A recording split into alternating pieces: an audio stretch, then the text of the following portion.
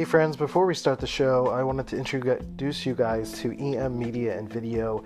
They are local to Philadelphia. They are great for filming video productions for commercials, and they do audio voiceovers for radio commercials as well, amongst a slew of other helpful promotional production needs. So if you want to reach out to them, call 267-528-7890 to get your quote today.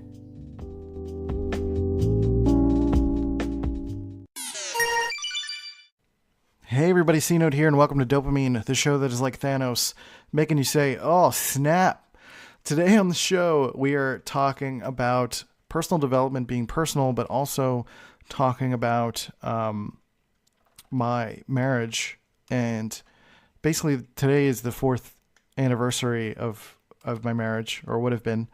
And there's a lot of emotions that come from that.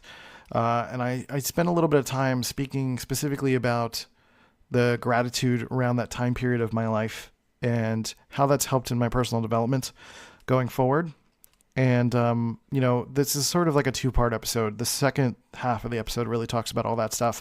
And then the first half sort of shares about respecting other people's growth experiences as you move forward, because people are just kind of like in different places at different times. And I think it's a challenge to have respect for different contexts and different situations and not just make lateral moves in the Graves model, which we talk about as well. So we're going to break that down today on Dopamine. Let's hit the button and do the thing. Let's go. Drums, please. Here we go.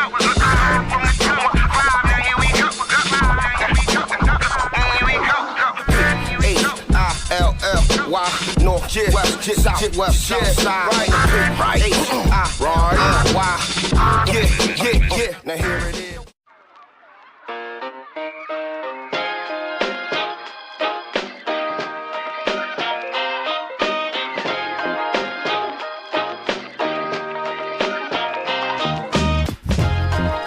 Hello friends, C-Note here. Well, welcome to the show. Hope you guys are doing okay. C-Note, my name is Christian Rivera. I have been doing this show for about 1.5 years now, and it feels fun and exciting every time.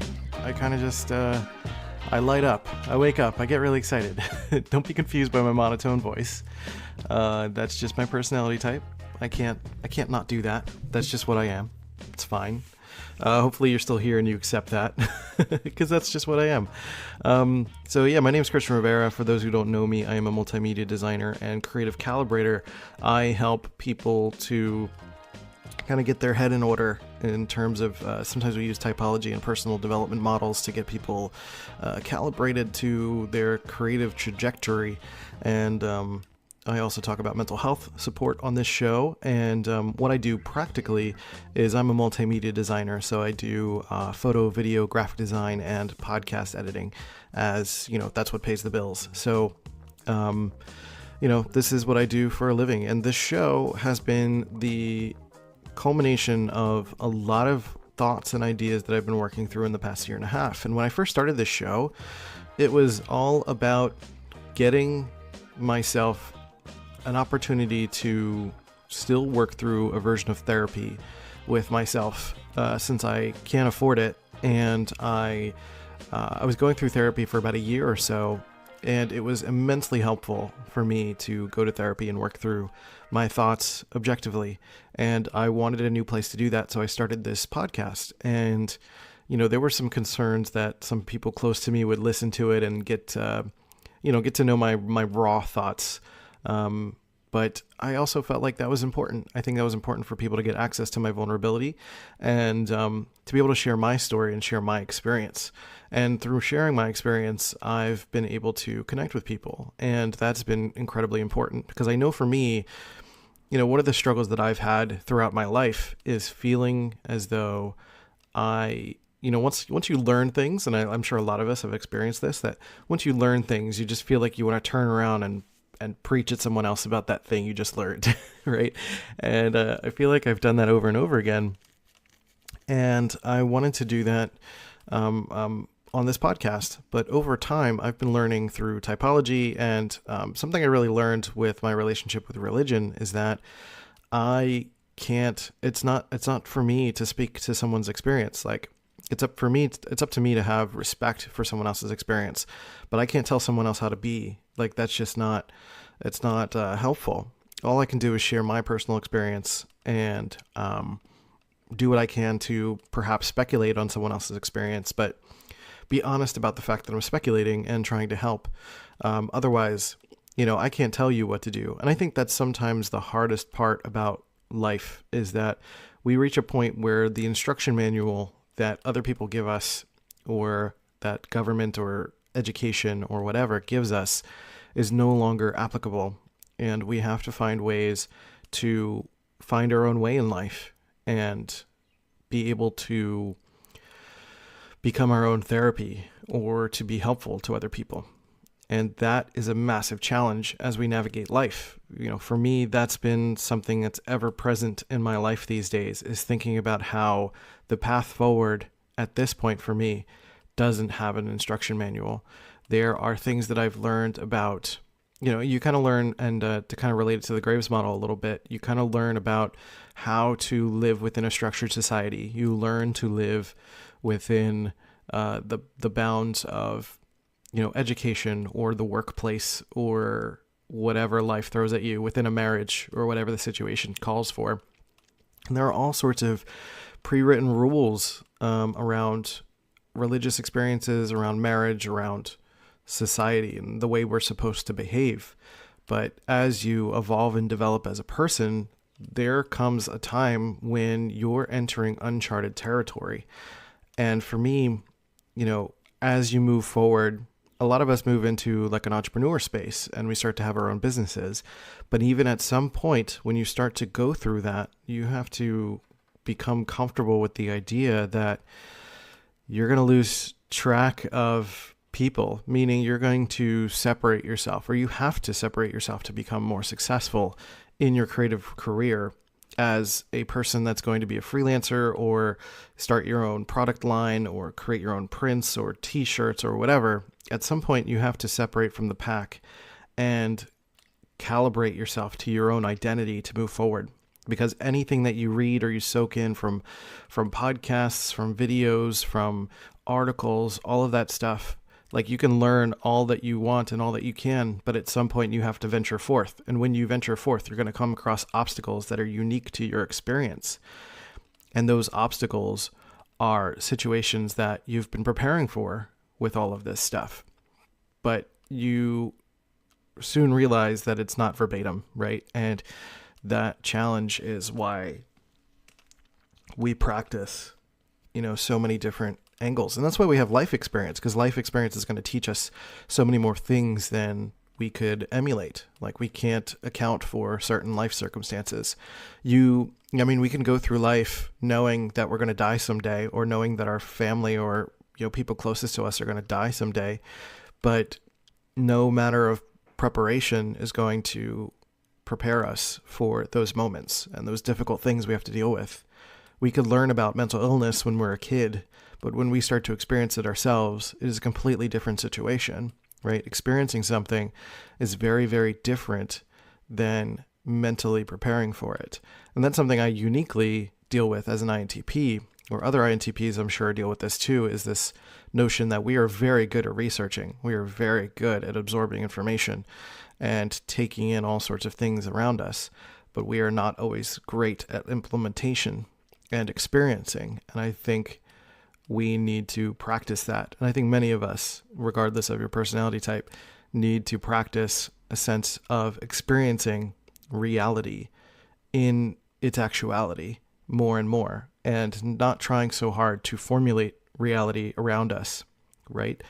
Experiencing reality for what it is and adapting to it and making changes based on what we're presented with, right?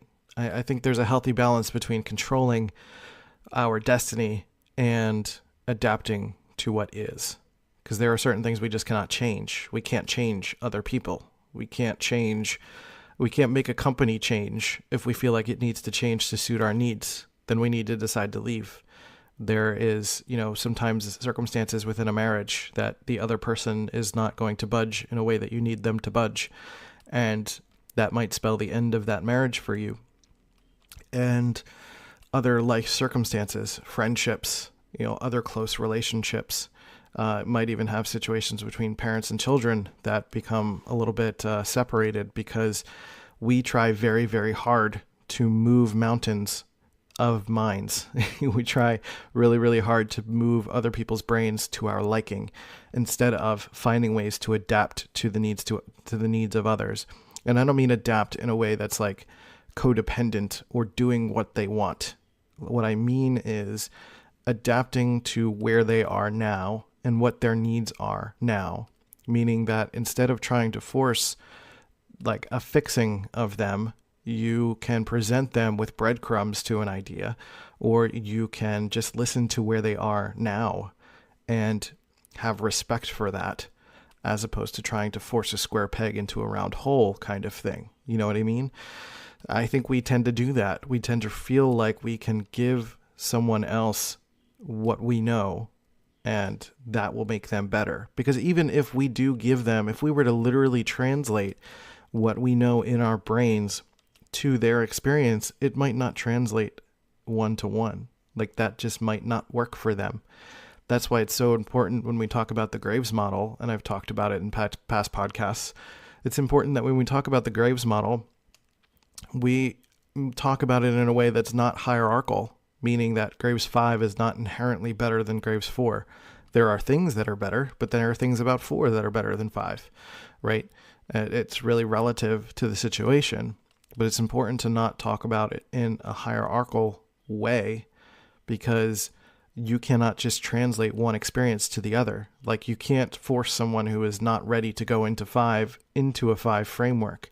If somebody who is so used to the structure of 5 suddenly has to make their own way, that can be an incredibly stressful situation for them, and they might not be prepared to do it. They would rather dedicate all of their time to getting another situation that reflects 4, that is their powerhouse, as opposed to trying to force themselves to start their own business and move into 5, right? So they would rather spend their time doing job seeking and all of that preparation to stay within the framework that they're comfortable in. So I think it's incredibly important for us to make sure that we are not trying to force our experience onto other people, because that is an incredibly dangerous thing for the other person and for us. We could elicit a stress response from them, and that could create all sorts of chaos, right? I think especially when we get into a space, when we're doing any kind of personal development work, it is really easy to feel like we're starting to see the x-rays of reality. We're starting to see through the walls of someone's psyche or their ego. And we feel like because we know these tools that we have to fix them. But it's certainly important to think that as someone who's learning typology or the Graves model or attachment theory or whatever other thing that you're using to learn about humans, that someone just might not be ready for it. They just might not need it. Someone might be in a flow state, and by injecting typology into their life, you might be screwing up their flow state and creating a situation where they're overthinking, which I don't even like that term, overthinking, but they might be thinking too complexly about something that is a simple solution for them. And I find that to be an important part of the personal development learning cycle, because I think one of the first things we want to do when we start learning things is to share it with someone else. I know plenty of us do. And there's a couple of reasons for that. One particularly being that we want to brag about what we know and we want to feel good about saying like, oh, I learned something new and it's exciting, and you want other people to share in your excitement. But there's also the subconscious bias aspect of wanting to have someone else like really appreciate your growth and almost see it as like a hierarchical thing, because we have a social underlying hierarchy. So sometimes, especially again, INTPs, we definitely favor our knowledge and feel like our knowledge can sometimes make us feel superior to others. And sometimes personal development can be a way for someone to try to feel more superior to others. And I think that's not actually development. That's not really helpful. And, I speak about all this because this is all stuff that I've learned. This is all stuff that I've been learning, and I'm still very actively checking myself with as I go through a lot of my own personal development. And these are things that I've talked about in other episodes about, like, keeping personal development personal, because it's about you and your experiences and your needs. And that's something that I needed to learn through these processes of going through workplace stuff, going through my marriage, a few years ago, and all sorts of situations, and religion in particular. That was probably the first time that I had to realize, like, oh, okay, I can't tell someone how to think. Like, I just can't. Like, and sometimes someone thinking a different way is actually beneficial to them. Like, my form of thinking is not the way of thinking, which sounds incredibly pompous, but that's what it was. It totally was. And I needed to work through that. So, part of that was, I was going through a life where I was trying to build a foundation for myself, and I was learning through building that foundation for myself. But I certainly realized that I was going in the wrong direction at some point. And now I've had more space to breathe, and I've been realizing how some of those concepts of moving out of atheism into nothing. I don't really have a more general holistic cosmic calibration that I've still needed to translate that into other things through typology, through other things that I come across that are other Graves 4 frameworks that I have to check against myself and say, like, okay, am I moving forward, or am I making lateral moves into other things that I'm being protective of and being truth versus truth about, and trying to just tell someone else how to be? Or am I genuinely expecting or respecting other people's experiences, regardless of what that looks like and regardless of the situation, right? So I originally went into this podcast wanting to talk about my marriage and what I learned from that in that experience. So I'm going to backtrack after the break, and we're going to talk a little bit about that stuff, because today, this is April 25th that I'm recording this. This is going to air next week, but this day is the 4th anniversary of what would have been my 4th wedding anniversary. So it's kind of an interesting thing, and part of what I wanted to talk about on this episode is sort of working through that emotionally a little bit on this show. So I'm going to take a break, and we're going to recover and do a little bit of that, because I want to share some of that story with you guys.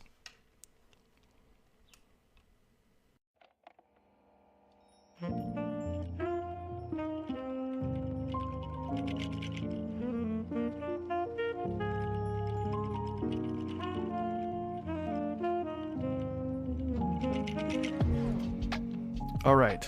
So welcome back. I hope you guys are doing okay. In that 30 seconds, life could change in 30 seconds. I hope everything's okay. I'm here for you. So this episode's kind of a two-parter. I think, like, the first half I was kind of just talking about sort of lateral moves in the Graves model and truth versus truth stuff and all of that. I'll have to listen back to kind of figure out what the title is based on that stuff. But this podcast is something where I essentially I kind of wake up and I just share what I've been thinking, and I love doing that. And it's something I realized that Seth Godin has been doing on his blog. He has a daily blog that he's been doing for a very, very long time, and that blog is just something where he's like, I wake up and I just write about what I've been thinking about all day. And I feel like that's what I've been wanting to do on this podcast. And it just happens to be that my topic is surrounding creative calibration and mental health and all of that stuff. So, the topic just kind of emerges from that. And it kind of emerged from, the stress of my marriage and the stress of kind of going down a path of a life that I thought I wanted, and it didn't quite work out that way. So as I mentioned before the break, today is the 4th anniversary or what would have been my 4th anniversary of my wedding.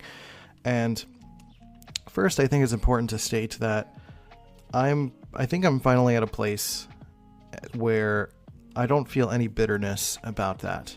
I don't think I did really from the outset, but it initially started as just like a sad feeling, and now it feels like to me that I can have more gratitude for that time period in my life, because I went in that direction for a deliberate reason. There was a reason I did that, and I wanted to experience life in a way that was different than I did before. You know, when I was in Philly, I grew up in Philly and I spent 25 years there, and then I moved to San Diego to be with my ex-wife, and we were dating for 5 years, and then we got married, and we were married for 2 years.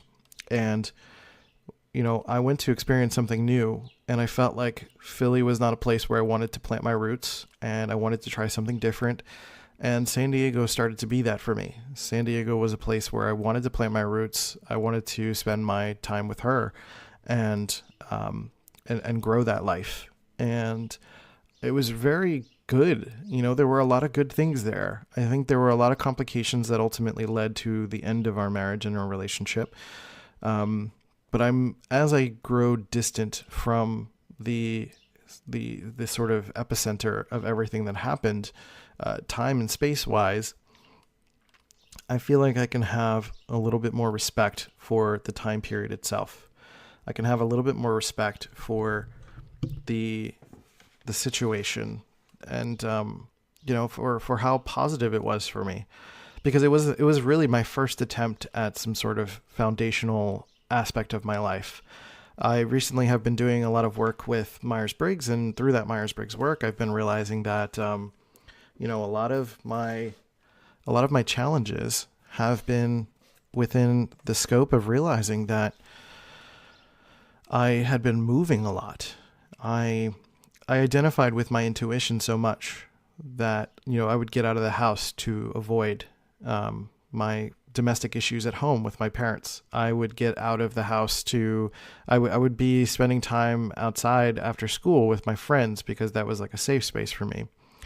Or I would, when I was, you know, later in life, I went out drinking a lot, and I would explore a lot and did a lot of road trips with friends. And I did a lot of things where I was moving quite a bit, and I was switching relationships with people quite a bit. Personal relationships, not just romantic, but friendships. I basically had a new friend every 2 years. And I talked about this on some previous episodes as well. So through that episode where I realized that, I'm sorry about that. That came out of nowhere. Ugh. I don't edit this podcast, so you just got to deal with it. So I started to realize that in my past, I was kind of just bouncing from thing to thing, and I did not set my roots anywhere. I knew that I didn't want to be in Philly. I knew I didn't want to have that sense of permanence there. So I had my set sight on San Diego, and I went there. And we spent years trying to build a foundation, and I built up my skills, and I got a good job. I had a few good jobs. But, you know, I did struggle with some of those jobs, but there were so many things that I learned from that experience that have really helped me today. And I think that is the challenge that I've been trying to work through, is making sure that I'm extracting the positive things and the gratitude that I got from those experiences and not harping on the negative so much. Because I think one of the challenges that after you go through divorce, you're kind of having to explain the negative things quite a bit. You're having to explain what went wrong. And it's a challenge to balance that with what went right, you know, and sometimes that can leave a bitter taste in our mouth as we come across anniversaries or significant moments like your former partner's birthday or something like that, you know. And I don't want to have these additional days of the year that turn into specifically negative moments, you know. I want to have April 25th be a day where I can look back fondly and say, you know what, that was one of the best days of my life, because it really was. I had so much fun at that wedding, and we had so many great friends coming out. We had so many people supporting us, and even though the relationship didn't work, like, we had so much fun. There were so many great people in our lives, and that's why it's also a positive thing for me to think about how my son is going to have a good life because he's got good people surrounding him, right?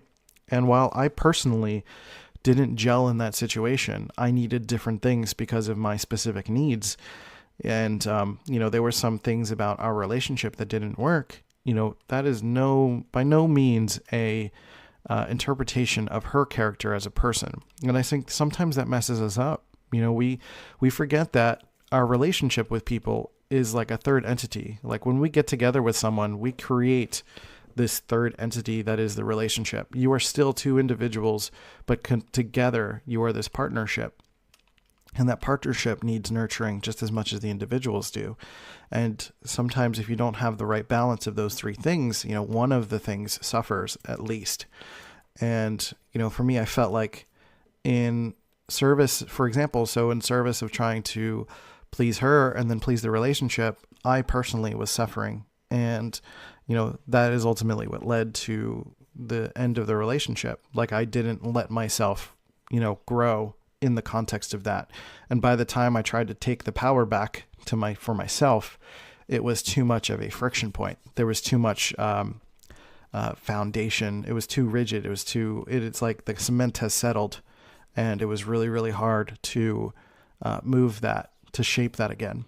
Right. So ultimately, the issue is making sure that I still have a positive attitude towards what that life led for me. That life told me, that life gave me room to learn how to be a better dresser. I learned men's style while I was in that foundational place because I was making money and I wanted to dress better because that's something I never had the opportunity to do. I grew up with hand-me-downs and, very basic understandings of clothing. Like I always shopped at like cheap stores and never bought myself something nice. And so having that opportunity to make some money and to be able to buy myself something, a wardrobe and learn a new skill was awesome. I loved that so much. I learned about how to nurture a relationship and learn about the good and bad things that can or cannot work in a marriage. I learned about partnership, like Bree was a very good partner. Sorry for saying your name. I don't know if you're listening to this, but I'm trying not to say X because I feel like X is so like, meh. I'm like, I don't want to think of her that way. My former partner, she was a good partner. We were good partners. Like we gelled really well in that way. When we were doing practical things, like we nailed it. Like we were so good at that stuff. And, I'm really proud of the opportunity to grow from her with that. Like she taught me a lot of that stuff. She gave me a lot of opportunities to set some foundation in that space. Right. And I think for me, ultimately, while some of the emotional things were missing for me, I think it gave me the opportunity to dive deep in a way that I normally would not, because most of my life I had spent time deflecting. I had gone from relationship to relationship and didn't really sit still anywhere. And now, while I was in that space, trying to make sure that I don't take for granted that having at least some form of foundation and starting to build that foundation there gave me the opportunity to slow down in a way that I had not experienced in my life until that point. So that was incredibly important for me to be able to start doing that introspective work, because ultimately now I'm a better person. I feel like I'm so much of a better person. I'm still working on stuff, but I think if I stayed that route, I might have been bitter and angry, and I wouldn't have wanted to be that to my son. Maybe my son would have helped and been, created a better situation for me and, given me some sort of kinship within that life. But, that ultimately I feel like this path has been better for me. And I'm thinking about that in relation to what my son is going to experience later in life when we do get to see each other and I get to help him with things. And, he can ask me for advice on life or whatever, that I have better answers now than I would have if I was just kind of stuck in a stressful situation. So there are things that I definitely learned from that. And I want to express gratitude much more thoroughly in these moments when I'm experiencing, anniversaries or birthdays or things in relation to my past life of being in San Diego and even going to San Diego. I've been totally frightened of going back to San Diego because there's just going to be a flood of memories and nostalgia and difficult emotions. And I feel like I've been continuously preparing for myself for those moments because I'm going to have to go back at some point to see my son. And I will probably have to confront, my former wife and have to talk about some of those things. If we're going to have to establish some sort of relationship so that we can co-parent, that's going to be tricky. But I think that starts, for me at least, with a sense of gratitude for the life that did transpire and being able to see it for what it was in the positive ways and, still maintain perspective in what wasn't working. Like, it's not about gratitude in a way that is laced with regret. I don't have any regret. I don't believe in regret. I believe in learning, and I believe in expressing love for the moments in life that helped us grow as a person. As I talk about this, I get kind of flashbacks about specific scenes in my life that I would see all the time. And I think it's incredibly important for me to not feel like those are dark clouds, but they're the sunshine that San Diego brought.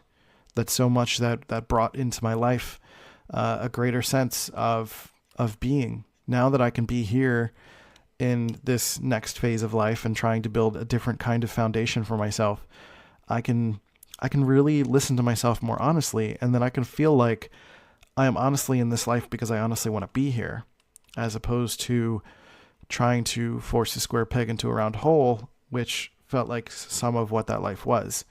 There was, and that's tricky to talk about, right? Because I'm not necessarily saying that my life in San Diego was wrong so much as it just wasn't right for me. And I stress for me because I think there are so many things that were amazing, and I do miss those things. I miss a lot of what that life brought, a lot of what that life taught me, and I'm trying actively to consider and continue to bring those ideas and notions into this life. So, that's kind of like, I don't know, it feels like an in memoriam. But I don't know. For me, it's like I just want to express gratitude. I appreciate that. There's the Thank You Next episode I did, and that Thank You Next episode was all about expressing gratitude for the women in my life that had spent time with me exclusively. And I feel like I have, obviously, like, she married me. Like, that's a massive commitment to someone, and that is something that I don't take for granted. The idea that was the thing that happened, and while I don't necessarily translate not taking something for granted as staying in that situation. I don't take it for granted in a way that I appreciate it for what it was at the time. Things are always changing, and appreciating something doesn't mean you have to stay with it. Appreciating something means that you're grateful for what it was in the moment that it was. And I just want to keep being grateful for that. And I don't want to forget all of the things in my life that have led me to who I am today as someone who's learning personal development, who can help other people, who is building my own new foundation in life, and has, the greatest love I've ever experienced now, and continuing to experience great love throughout my life, and share that love with you guys, and share that growth with you guys, and keep building possibilities for the future. So, today being, what would have been the 4th anniversary of my wedding, I thank you. I think all of the people that came out to support that. I think my former wife. I think her family. I think San Diego for the opportunity it gave me to grow as a person. And, it's just forever a part of my story. and that's never, ever going to change. So there's that. And to that, I say cheers to what was and what will be. So I hope that you can think of this as a way for you to think about some of your own past situations. I know we have a lot of bitterness towards our former partners for the people who have wronged us in some sort of way, or felt like someone wronged us in some sort of way. But I think it's always important to remember that people are on different tracks in life, and sometimes those tracks overlap. And I don't take for granted the fact that even Molly and I could end up going separate tracks one day, and that helps me appreciate today. We don't live in a framework that of closed hand relationship rules. Like we're committed to each other, but because we want to be here. It's not because of some external rule set that is forcing us to be here. And I think that's incredibly powerful for us to continue to nurture our relationship. So that for me gives me greater hope than anything I've ever experienced before. And I hope that you can still look past all of the difficulties that you've experienced with previous partners. And because you've spent time with them, you appreciated something about them at some point, about them specifically, or about the situation, or how it made you grow, or, the experiences that it brought with it. And I don't think it's fair for us, unless, someone completely destroyed our lives or something. That's completely different. But I don't think it's fair for us to harbor resentment when a situation probably gave us so much more than we're giving credit for. So I just want you to think about that. Are there situations in your life like that where typically you're associating like a date or a time or a situation or a place to a negative emotion?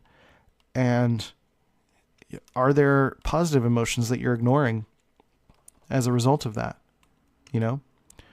I think that's empowering to think about the positives that occurred within that. And that's not to say, again, to ignore the negatives, to ignore what has been done to you, or it's not an excuse to say like, you know what, that was good, let me get back together with my ex. Like, no, that's not what I'm saying either. I'm saying to be grateful for what you learned and for the gratitude of acknowledging that it's a part of your story and it's allowing you to move forward. All right, we're going to wrap up. That's a lot. I'm feeling heavy today, so it's been kind of like a slow moving episode, but I feel good about getting it out. This feels like a diary entry kind of episode, and I thank you guys for listening to it, for being here, especially when I have these episodes. I know they're all very like heavy on me and my life and my story, but I don't know. Sometimes it's kind of like listening to soap operas, I guess. Maybe that's what it does for you. Hopefully there's some sort of connection point to your life and you can use it as a way to think about something and grow and go do something to express some sort of gratitude for where you've been and where you're going. So thank you guys for listening to this episode. If you have any questions, comments, queries, you can hit me up at Let's Go C Note on all the social channels, preferably Twitter. That's usually where I hang out the most. And you can leave a voice message here on Anchor, anchor.fm/dopamine. We also have a Patreon account, patreon.com/dopamine, DOPEAMINE, like, yo, that's dope. And we also have the Cosmic Calibration course ready. So you can go up to bit.ly/cosmicintp, all lowercase, to check that out. That is a course designed for INTPs to help them move beyond the stereotypes of INTP descriptions. And I share a lot of my personal life experiences and growth as an INTP to help INTPs get in touch with their own sense of spirituality, whatever that means, and to let go of, your rationale sometimes, and to grow as a person, to learn how to connect with people a little bit better, do some networking or finding ways to connect romantically with people, and to learn how to establish your foundation and, some ideas around safety and security and humility as well. There's a lot about all of that stuff. So if you're an INTP or no one, send them to bit.ly/ Cosmic, INTP, all lowercase. So thank you guys again for listening to this episode. I really appreciate you so much. Take care of yourselves and each other, and I'll catch you next time on Dopamine. See ya.